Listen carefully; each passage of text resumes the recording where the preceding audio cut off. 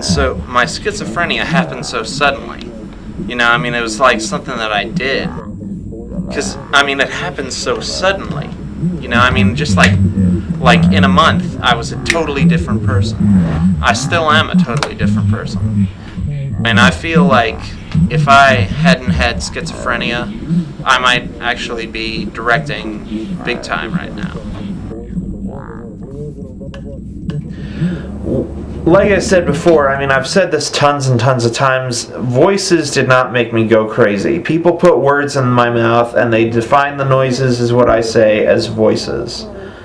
I never said voices. Okay, I never heard a discernible sentence. I've never even heard words.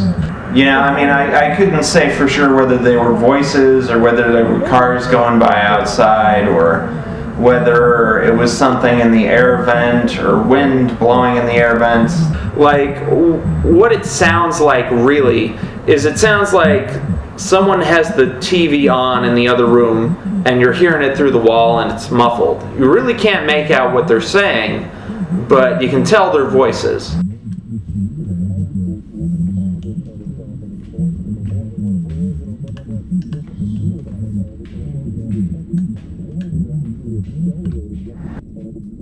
And let's see, what else? What else did I do? They could have caused schizophrenia? Yeah. Because, it happened so suddenly.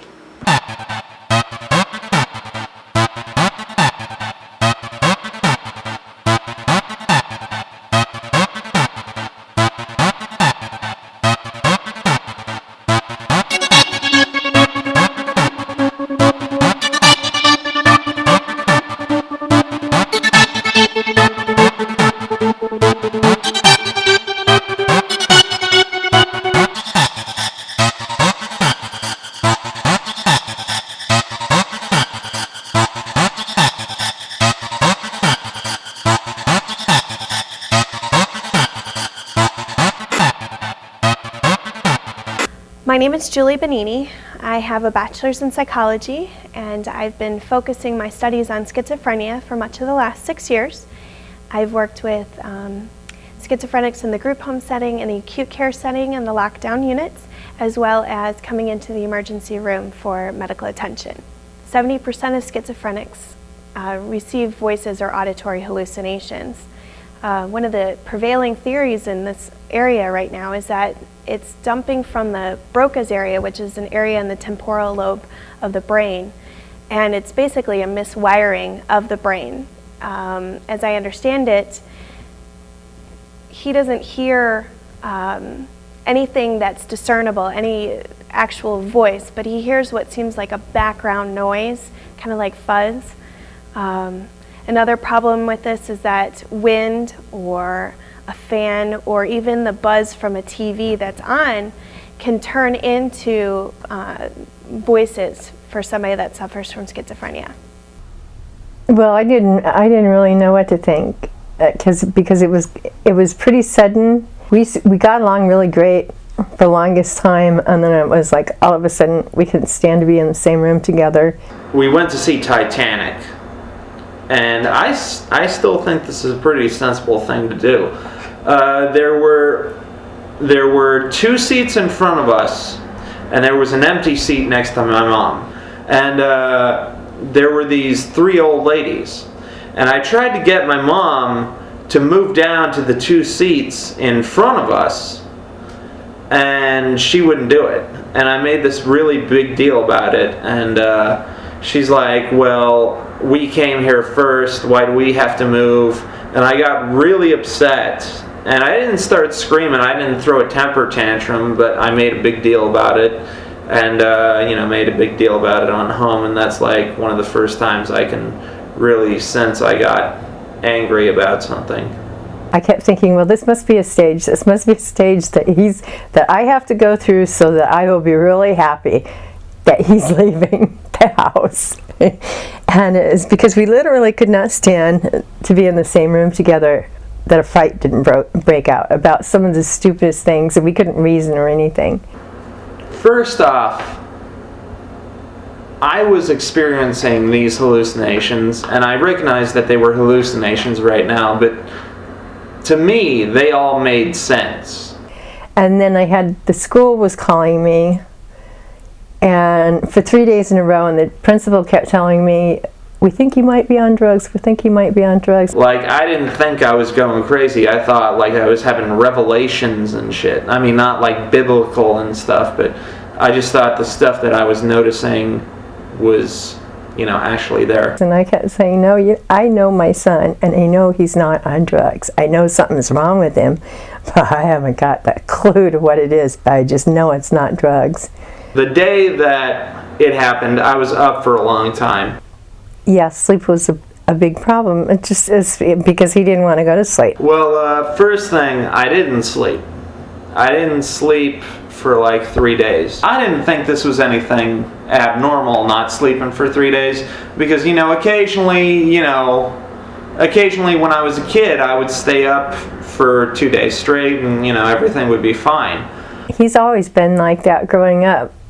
I would consider myself a night person. When he would be on summer vacation or have a break from school, I would just allow him to stay up, and he'd stay up all night and sleep all day. And it's just because I know some people just feel more comfortable, I would allow him to do that. But now he was going to school and trying to stay up. And he'd say, the longer I stay up, the more energy I get, which didn't really make a lot of sense to me. As in any medical illness, sleep and food and nutrition all play an important role. Sleep is most important for those that suffer from mental illness because it's natural circadian rhythm, which is your natural sleep and wake cycle, have huge effects on the body and the mind. It's well known that the military uses sleep deprivation as a torture device. Anybody that even has a very healthy mental intuition can have psychosis if given lack of sleep.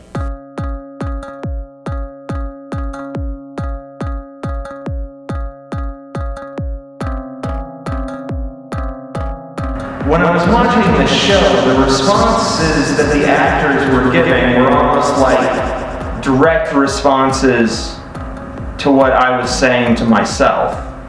Like, I'd be crying and they'd say, like, why are you sad, or something like that. I walked in his room and he was just crying his eyes out. And he was talking about the people on TV cared about him.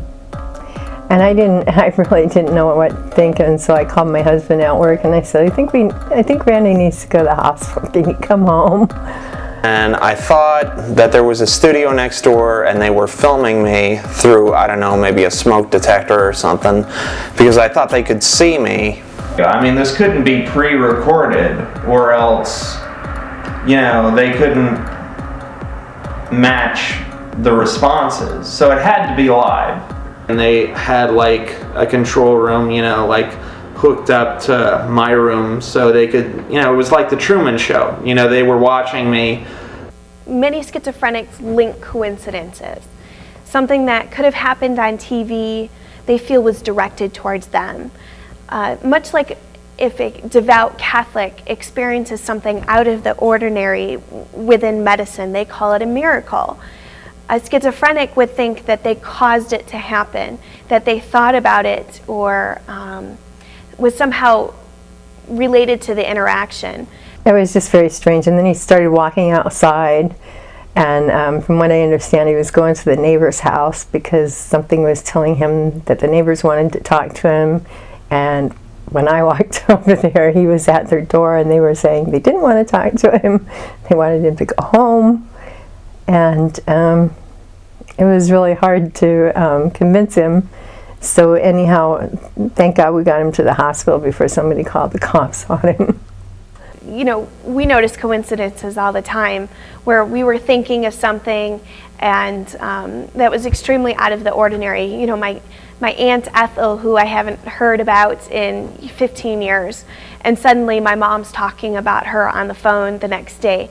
Those are coincidences in our natural mind, but for a schizophrenic, it's hard to explain natural occurrences as way of coincidence. They feel that they're somehow responsible for this coincidence, whereas they're just happenings. And that's part of the mental illness. And it includes in the diagnostic features how people feel unrelated qualities are something that they've either caused or that's somehow related to them.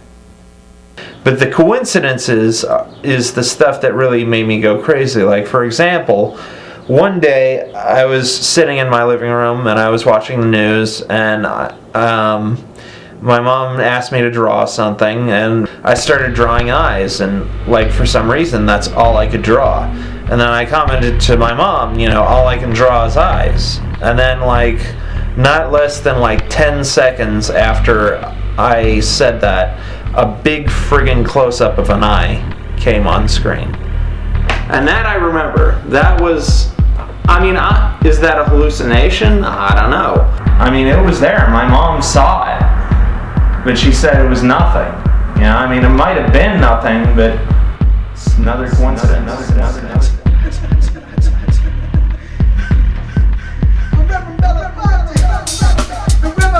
Reverend Belafonte wants you to know something right now.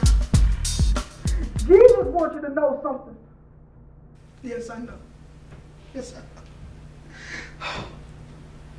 I got to tell you right now, those at home, you might be crying. You might be crying in the pillow. But let me tell you something, there's no need to cry anymore. No, there's not. You know why? Because Jesus wants you to know something.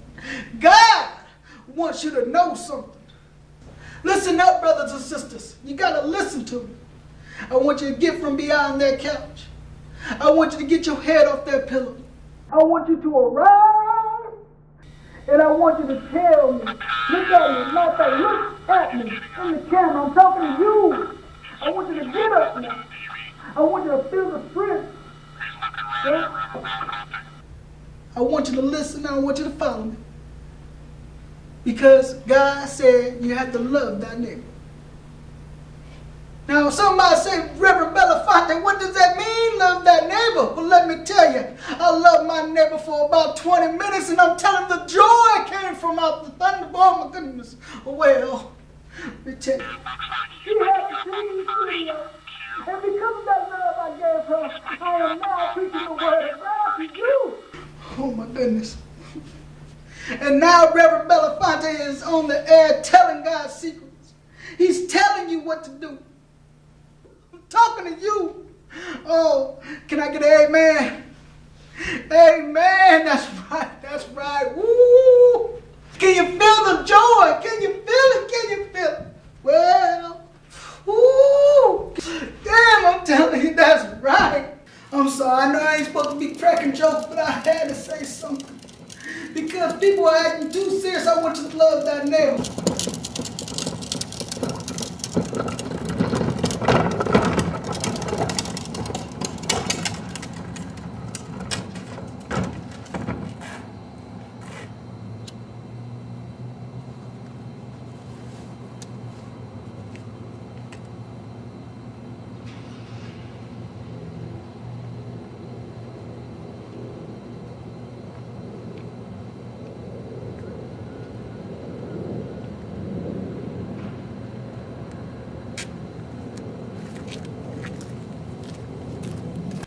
Look what I got. I get to talk to millions of people out there. Can I get an amen? Hell is wrong with you? You promised me everything would be okay, remember? I fucked that sleazebag for you. I put myself through fucking hell for you. You're worried so damn much. Here, go fix yourself up with him. You won't have to wait around anymore, and I won't have to freeze in the fucking streets. Come by anytime and tour our beautiful state-of-the-art studio. Be sure to ask for me. My name is Chuck. We'll be happy to show you around. We're practically right across the street. The smoke detector, they can see you. They're watching right now.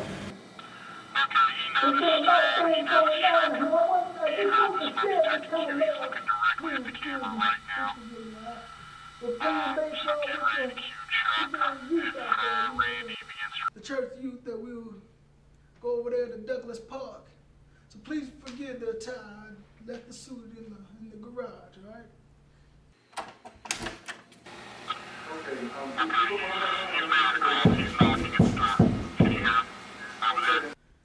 Wait a minute, stay calm, brothers and sisters, stay calm. All right. What the fuck is that noise? He doesn't appear to be handling it Everybody, well. just stay calm. You better cue Chuck to,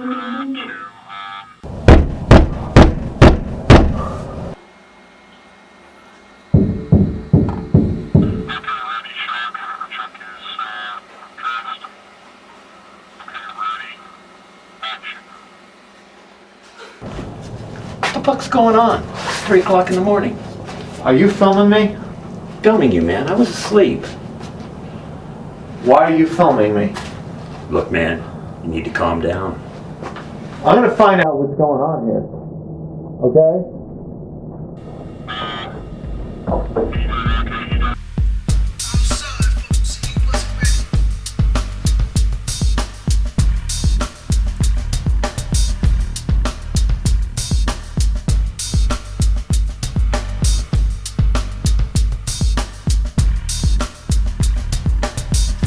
I'm a big fan of Axis Phoenix, and I'm trying to save it right now because it's going in the toilet. But, I was watching this one show called The Ari Lewis Show. It's showtime! Bum bum bum bum bum bum bum bum. That's right, it's Lewis Live, the greatest show in Access Tucson history. You now have a reason to live. Congratulations. Don't kill yourself. And it's very performance art, if you know what I mean. Fucking girls treat me like shit. I have annoying stuff. People fucking always bothering me and annoying.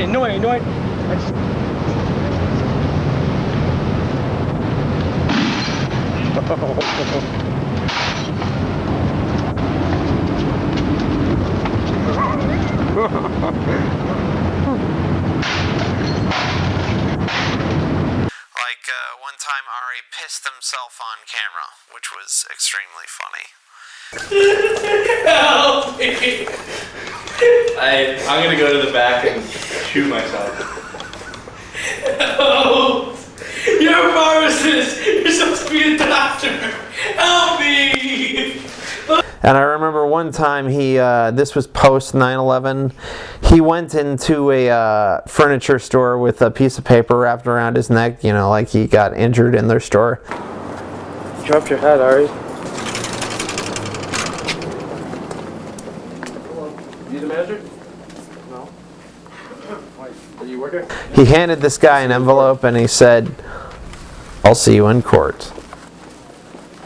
He walked out and the guy thought he just handed him anthrax, which was, you know, that was kind of funny. He got the FBI called on him.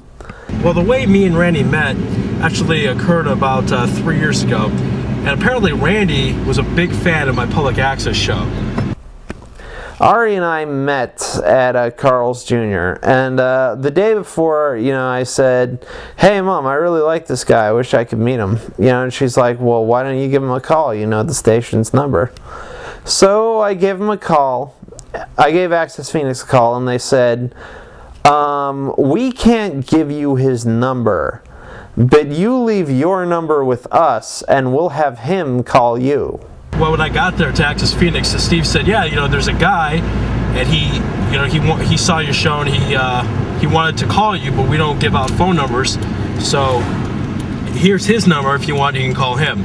So I called him, and then the first thing he said was, "Well, you weren't supposed to call after 9 o'clock because I called after 9 o'clock." And I said, "Hi, what's up? I like the show. Can we meet?" And then I met him at a Carl's Jr. You gotta understand, from my point of view at the time, I do a lot of controversial stuff on my show. I insult a lot of different groups and people, and I was thinking, hey, this could be a guy who wants to maybe kick my ass or something. So funny. But ever since then, me and Ari have been the best of friends. How about a cracker? Sure.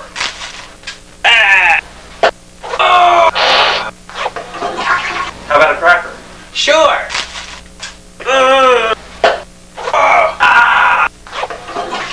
How about a cracker? Sure. You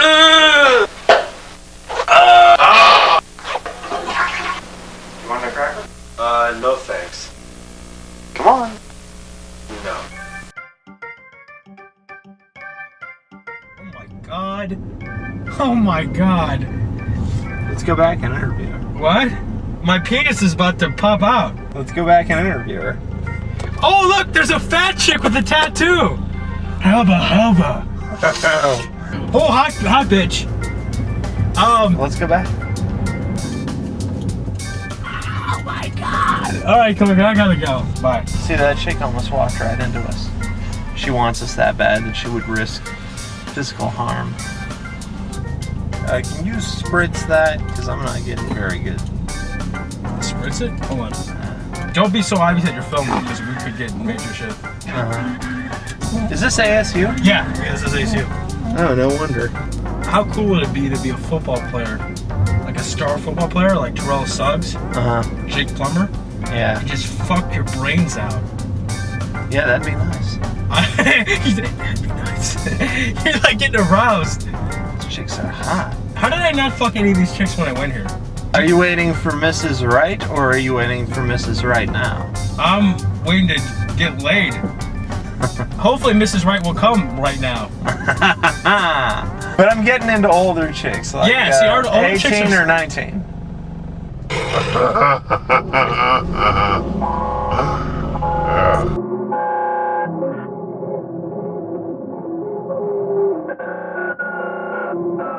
This was after I was committed. I committed myself because, I thought maybe the mental hospital was the secret organization, and by going into there, they would finally reveal all this stuff to me. I had a crush on this actress called Amy Jo Johnson.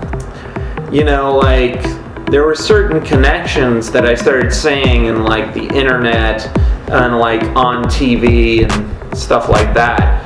And, for example, I was looking up a doctor to see what was wrong for me, and then I typed in Amy Jo Johnson, and there was a doctor, and the doctor, Amy Jo Johnson, had a lot of the names that were in the Power Ranger TV show. She was a Power Ranger, don't ask me why I was watching it. Something that's common for schizophrenics is to actually fixate on a specific person, place, object, situation, many different things. I did have a patient that was fixated on the fact that the government had taken away all of her belongings. Now, unfortunately, she had lost everything she owned because of her schizophrenia. She was unable to, pay bills, and she moved, she was institutionalized, and that's when everything kind of fell apart. As I understand it, Randy's fixating on numbers, code cracking, a certain individual. But I guess it wasn't that much of a coincidence because, the Power Ranger characters had very stock names like Billy and Jason and, friggin' Tommy, but a lot of the names were on there. And I know that's probably just nothing, but, I started thinking these coincidences might be planned. They might be there for me to discover. One of the things with our brain is that we're able to filter external stimuli. Have you ever walked into a room, smelled something god-awful, and within about 5 minutes or so, you just don't notice that smell anymore?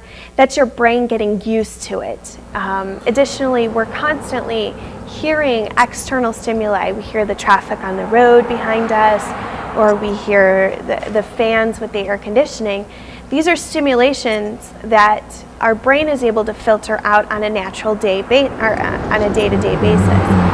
On a schizophrenic's mind, they take in all of the stimuli all of the time. We're never able to just block out what's occurring around them.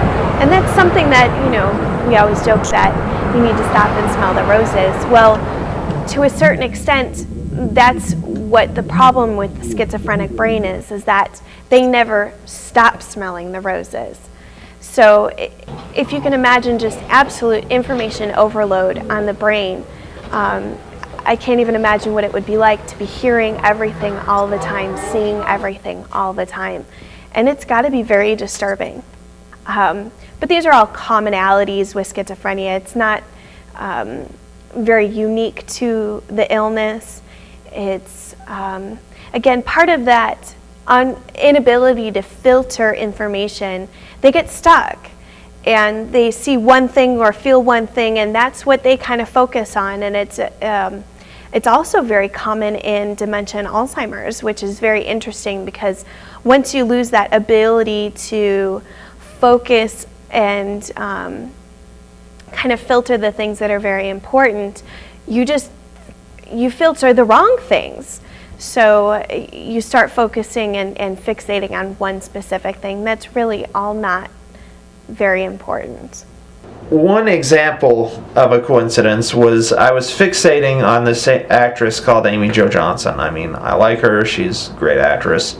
And I was constantly making, allusions that she was trying to contact me.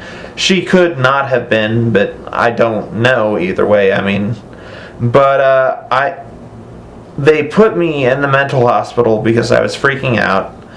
And one of the things I was talking about a lot was Amy Jo Johnson. Like the first day, I was crying about her, because I thought I saw her in the waiting room, and I tried to hug her, and her father came up and she pushed me against the wall, and the funny thing is I told her what I thought, and she didn't say no, that's wrong, or no, I'm not Amy Jo Johnson. She just kept saying to me, what makes you think all this?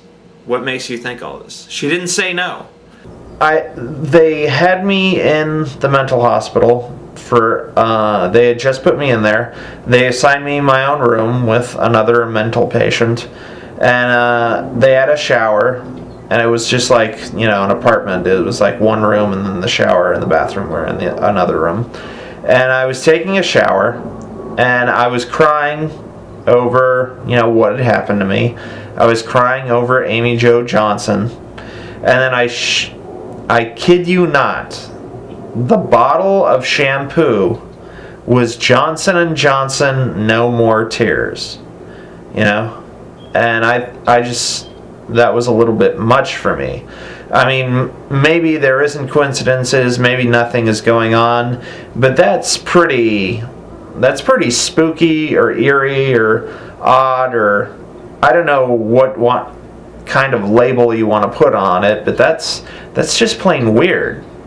I mean, you say that, this is all craziness, but you think I'm thinking of conspiracies, but in her movie Infested, there's a guy from Star Trek, his name is Robert Duncan McNeil. He says in that movie, I always thought it took more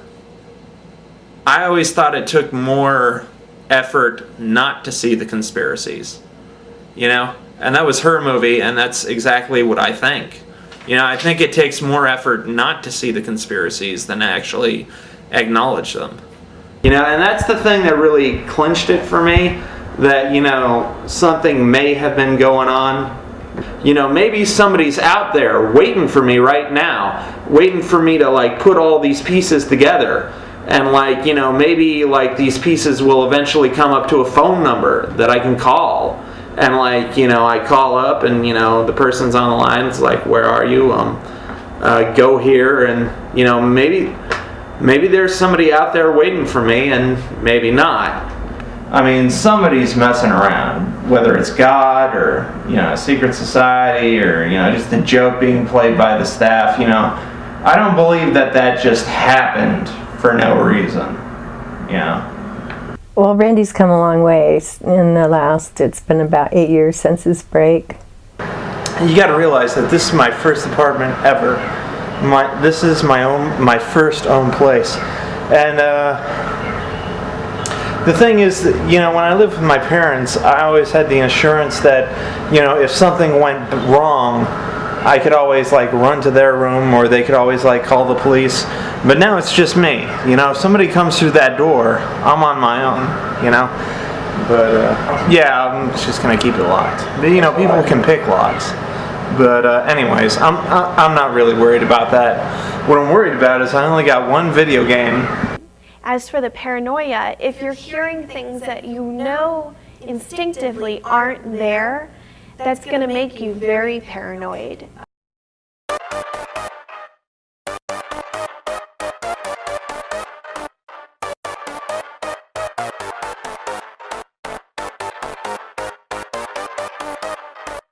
Randy Brown is the split screen master. Coming this fall.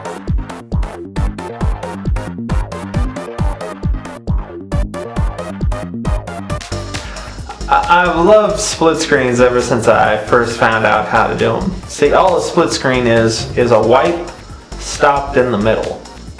And there's certain things that you have to be aware of, like timing, the clip on top has to be the exact same length as clip on bottom.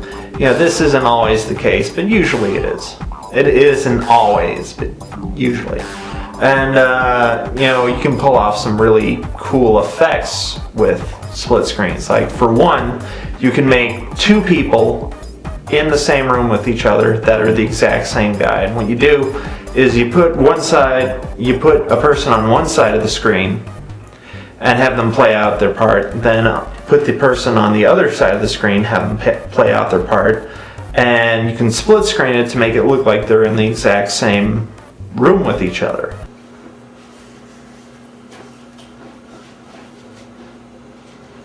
Hey, Spider-Man. Yeah, it's Spider-Man. I don't want to watch that again. No. Well, look, I have to rent two, so okay.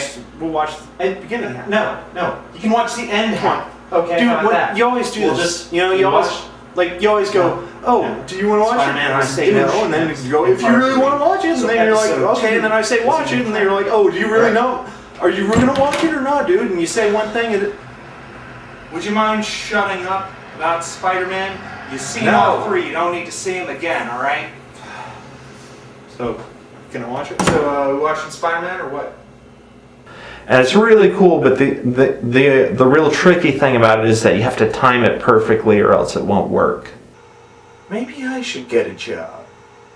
Maybe! Ha ha!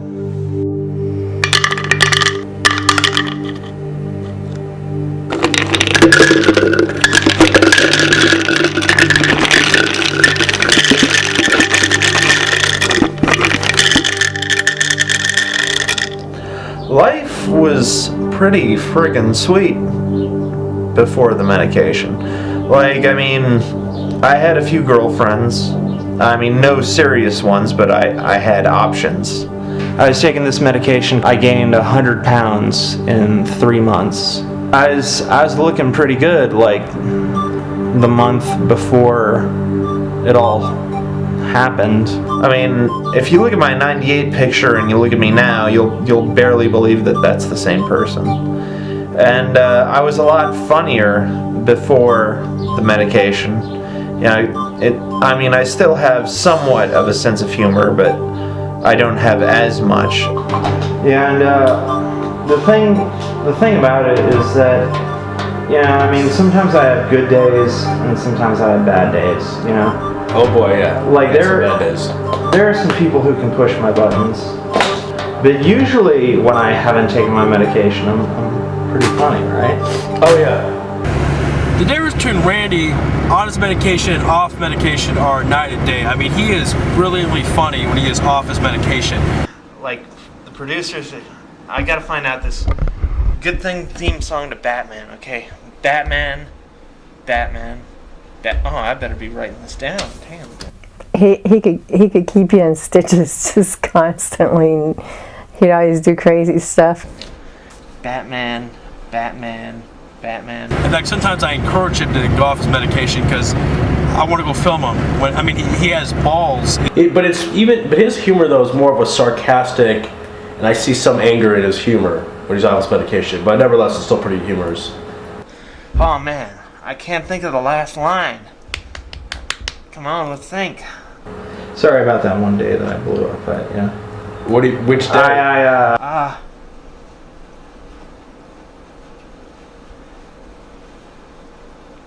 Batman. This is it, my opus, and it's written in invisible ink. Na. Batman.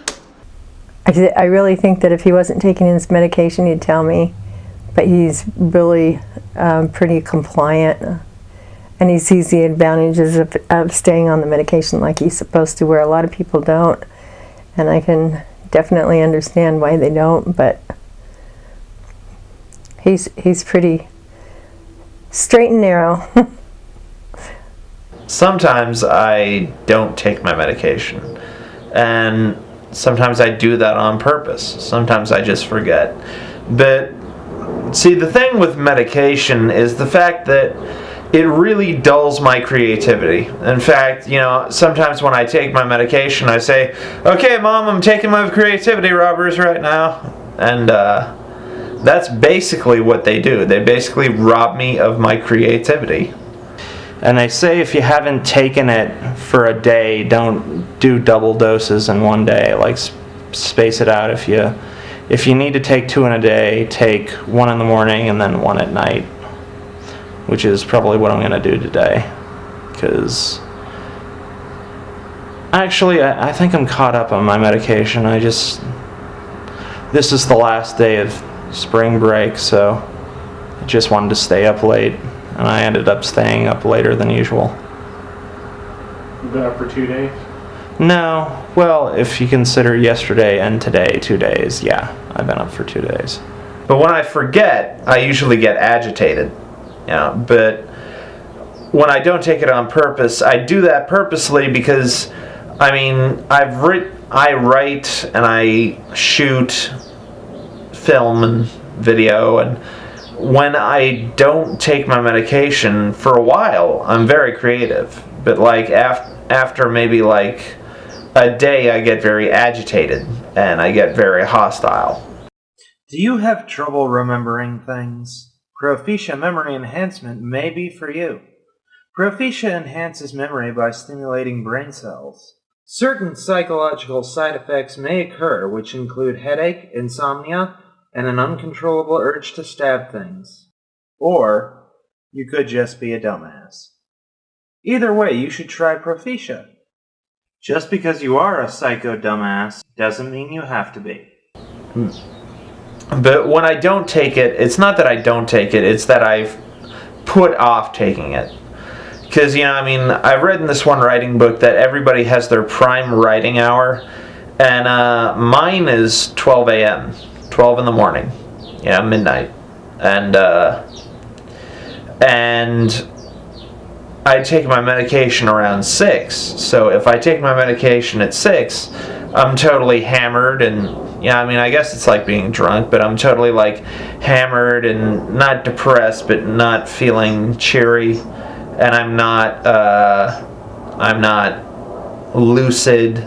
I don't come up with any good creative stuff when I'm on my medication, so I put it off till maybe 2 or 3, and that seems to work. Works fine for me. And also, he's a lot more wittier. He's sharper. He just doesn't fear anything when he's off his medication. And a lot of times when he's on his medication, he's very drowsy, he's depressed, he's tired, sleepy. So he has a lot less energy. I had one friend tell me that if Randy was around, you didn't have to worry about the entertainment because there'd always be something funny going on. Hey girls, are you sexy? Do you want to mess around? Then call Randy on his own private hotline. That's right, Randy Brown is waiting to talk to you. So sexy, so Randy. So why don't you call now? That's 602 Love Slave. That number again is 602. Love Slave! Call now and fulfill your fantasies. Must be ages 18 and over to call. Well, the medication at first was very debilitating because he liked to write a lot and he liked to draw a lot, and then the medication just made his hands shake, so he couldn't do anything that he really loved to do, and that was really difficult for him.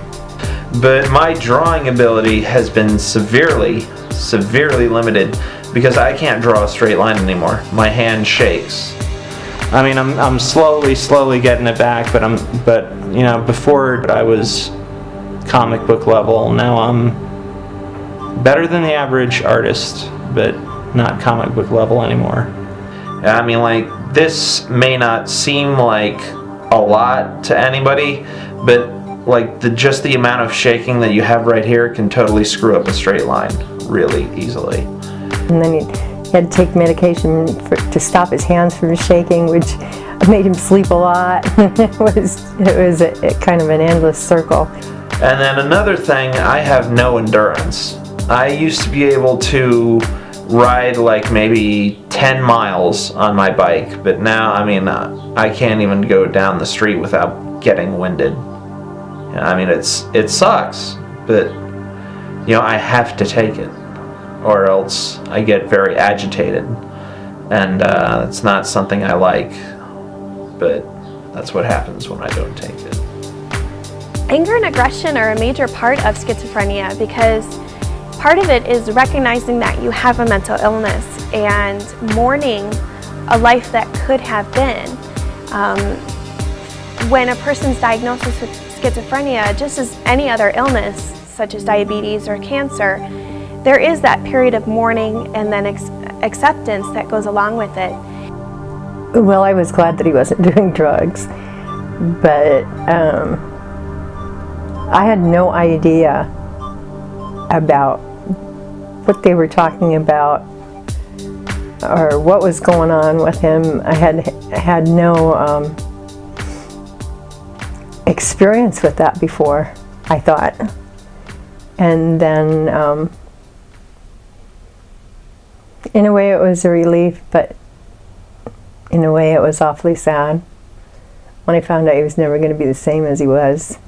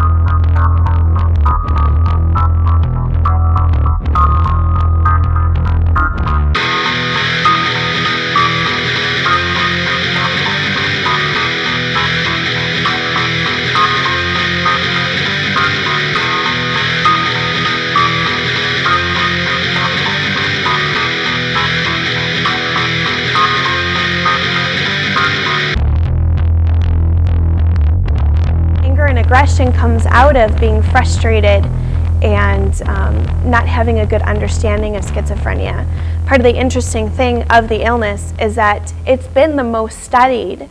However, it is the major mental illness that we know the least about. He was totally changed. He didn't do much except sleep and eat for about a year, and so that was from a young, energetic, outgoing guy turned into just a hibernating bear. The operation was a failure. We were only able to save your head. Oh, crap. You know, I feel like it's something that I did. Like I said, it just hit me like that, just like bam, 1 month, and I was schizophrenic for some reason. I always think of like reasons of, you know, what did I do to like cause that? Regarding schizophrenia and its causes and effects in the lifestyle of a person, It's not known whether there was some food that could have caused it, some toxin that could have caused it as a child, whether the mother did something when she was pregnant. Maybe I drank too much lemonade, you know, because, you know, sometimes I would like get lemonade. Take a little sugar, just enough to put you into a diabetic coma. And I would like pour the whole bag in there, you know. I'd pour the whole bag, mix it up, stick it in the blender.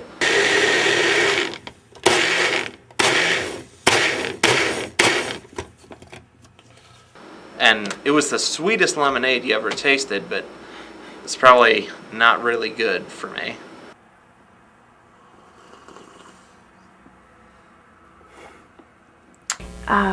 As for what could have been done as a child, there's really no link between, like I said, food, activity, medications, or anything like that. They just really do not know. There was one day where I thought I died, and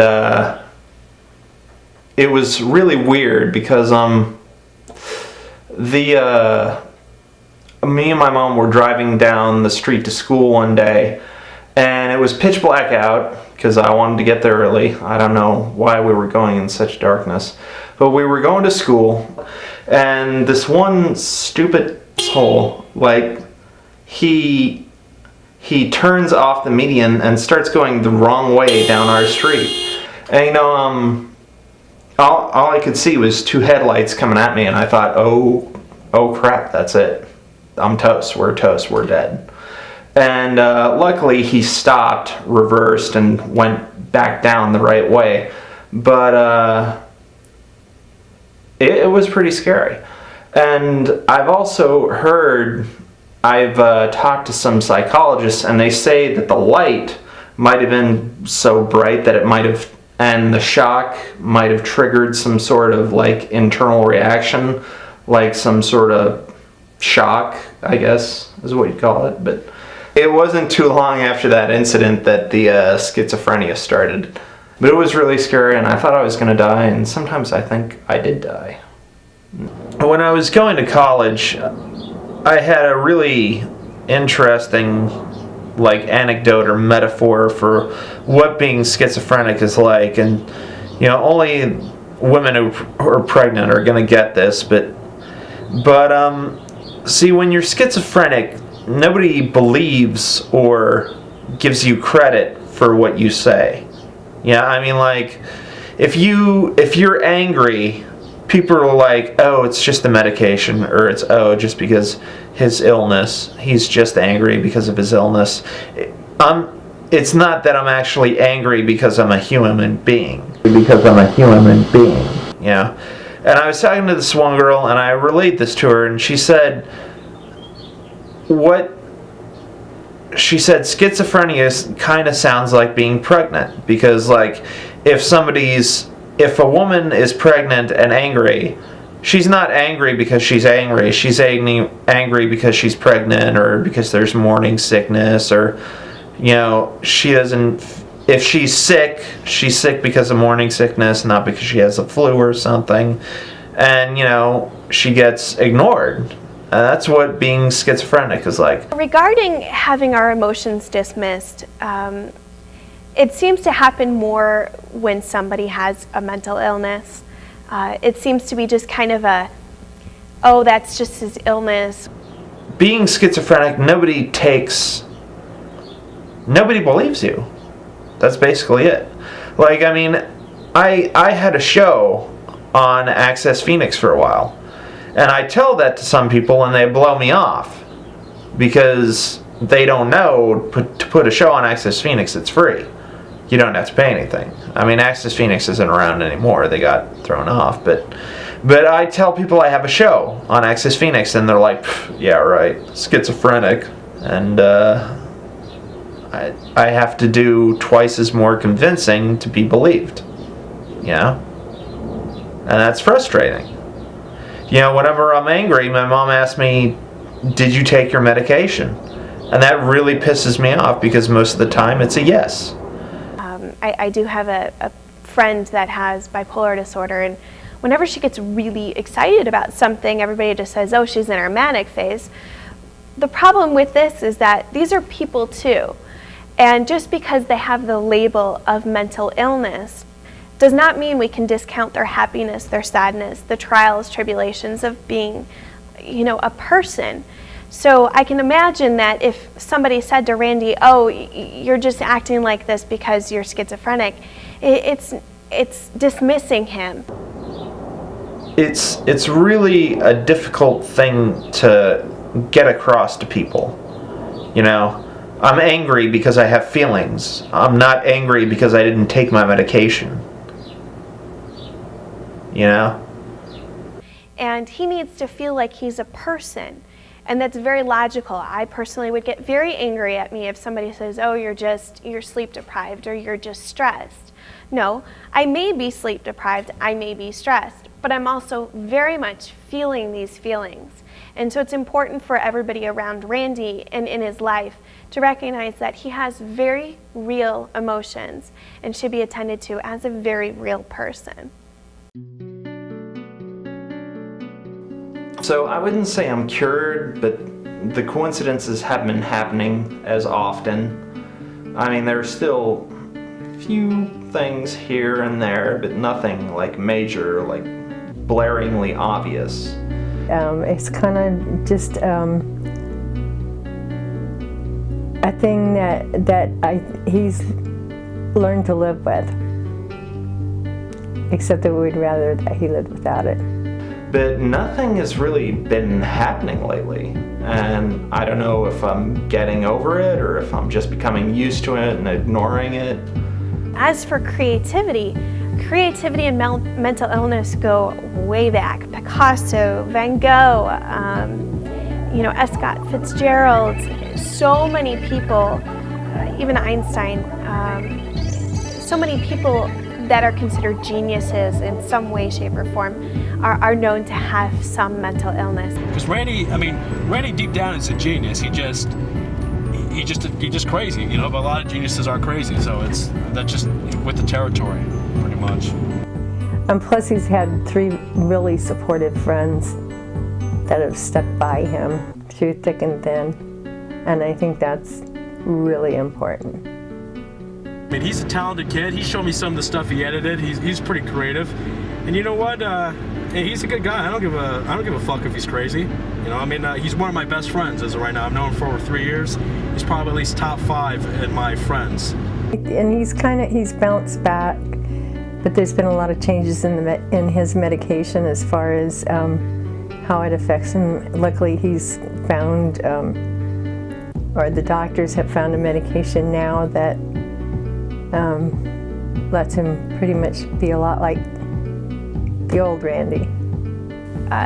The way that I understand it is that the same way that the schizophrenic is unable to filter out information, they're unable to filter information that comes out of them.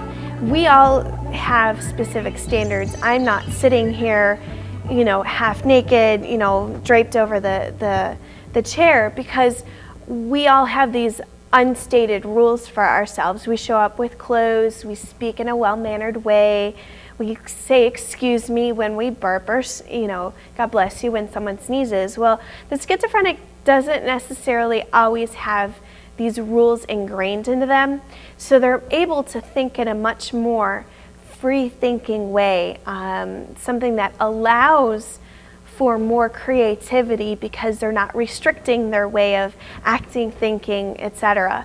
So they're more predisposed to a more creative way of thinking, be it writing or music or art in some fashion. It's extremely common. From the mind of Randy Brown, Ray Jack.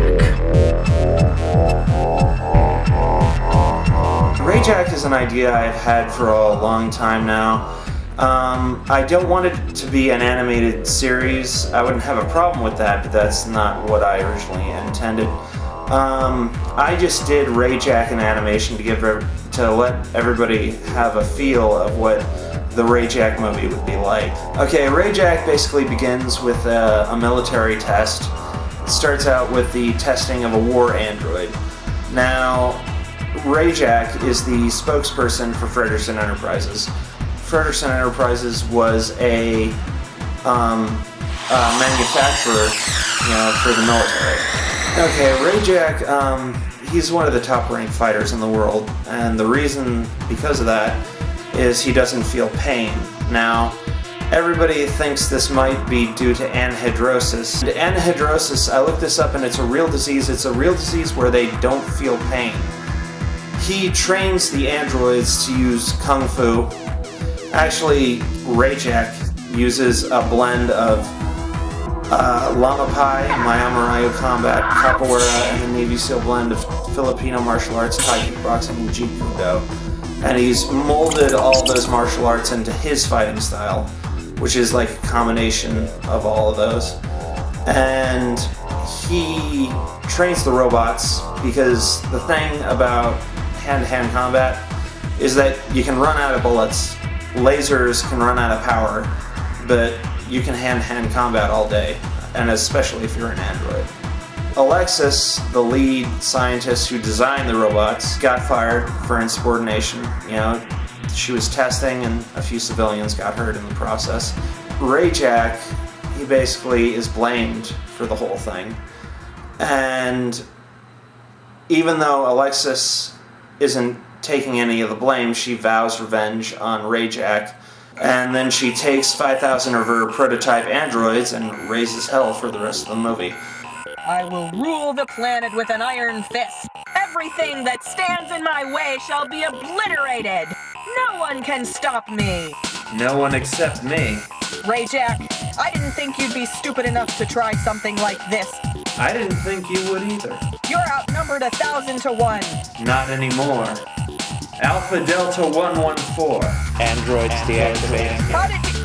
I'm Rayjack, remember?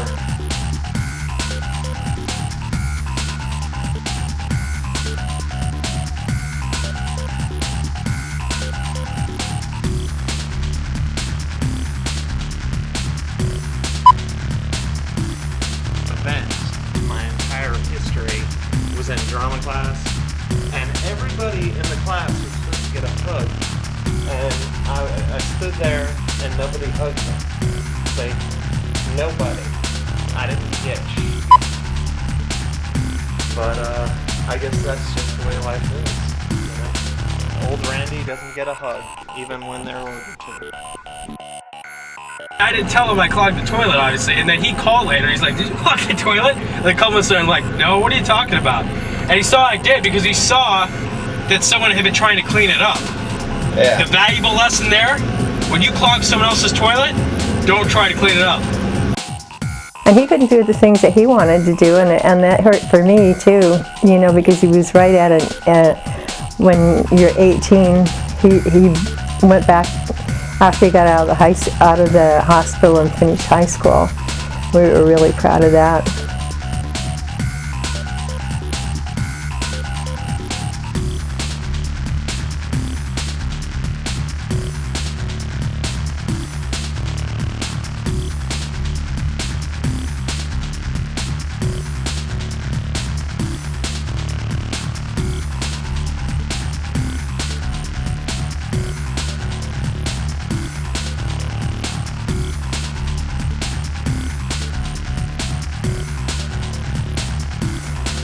Why do you keep watching that shit, man? Why?